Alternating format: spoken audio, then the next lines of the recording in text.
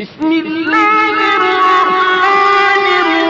الرحيم. Thanks for watching. Don't forget to like, comment, share and subscribe to Madani channel. بسم الله الرحمن الرحيم.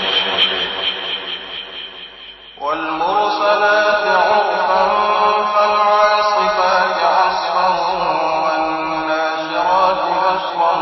فالفارقات فرقا فالملقيات ذكرا عذرا أو نذرا إنما توعدون لواقع فإذا النجوم طمست وإذا السماء فرجت وإذا الجبال نسفت وإذا الرسل أقتت لأي يوم أجلت ليوم الفصل وما أدراك ما يوم الفصل ويل يومئذ للمكذبين ألم نهلك الأولين ثم نتبعهم الآخرين كذلك نفعل بالمجرمين ويل يومئذ للمكذبين ألم نخلقكم من ماء مهين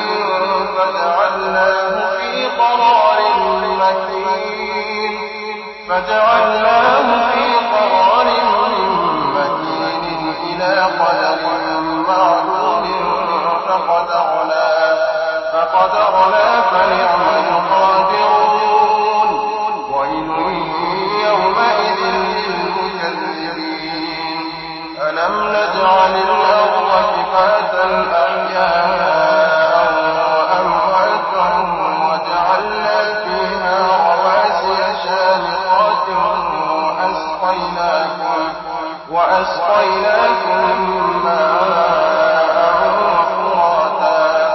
ويل يومئذ للمكذبين انطلقوا إلى ما كنتم به تكذبون انطلقوا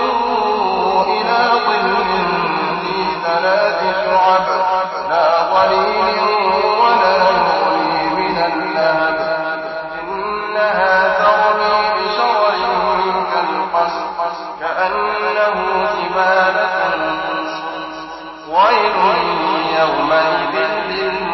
للمكذبين هذا يوم لا ينطقون ولا يؤذن لهم فيعتذرون ويل يومئذ للمكذبين هذا يوم الفصل جمعناكم والأولين فإن كان لكم كيد فكيدون ويل يومئذ للمكذبين إن المتقين في ظلال وعيون وفواكه مما يشتهون كلوا واشربوا هنيئا بما كنتم تعملون إنا كذلك نجزي المحسنين ويل يومئذ للمكذبين كلوا وتمتعوا قليلا إنكم مجرمون ويل يومئذ للمكذبين وإذا قيل لهم اركعوا لا يركعون ويل يومئذ للمكذبين فبأي حديث